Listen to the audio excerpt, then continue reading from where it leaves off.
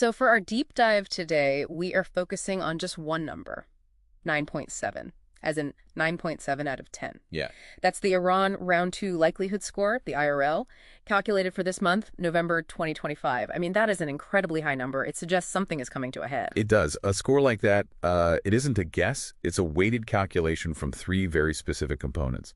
When you see 9.7, it means everything is peaking at once. The politics, the domestic situation, and crucially, military readiness. And how does that break down? It's 40% political. That's the Hegemonic Alliance Imperative, or HAI. Then 30% domestic crisis level, DCL.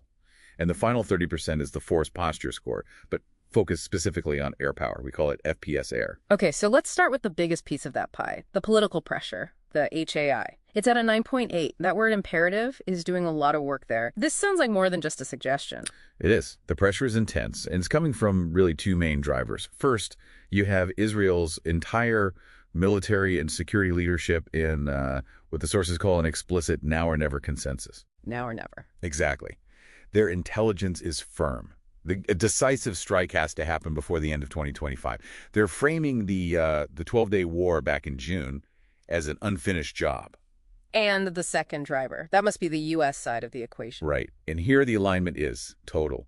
The sources identify the U.S. mega-faction not just as an ally, but as a confirmed co-belligerent from that June conflict. Co-belligerent. I mean, that's a huge step up from just being an ally. What's the key piece of evidence for that, for what they're calling total fusion?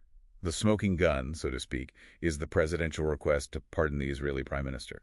An action like that, it's the ultimate signal of a complete lock-in. There's no daylight between their political interests anymore. Wow, and that kind of external pressure, it so often links back to turmoil at home. Which brings us to the DCL, the domestic crisis level at 9.6. So what crises inside the U.S. are driving this need for an external conflict? It's a convergence of two massive crises. First, economically, the country's just reeling from the longest government shutdown in U.S. history, 43 days. 43 days. Yeah. And that cost the economy an estimated $92 billion. It absolutely crushed consumer sentiment, which fell to a near record low of 50.3.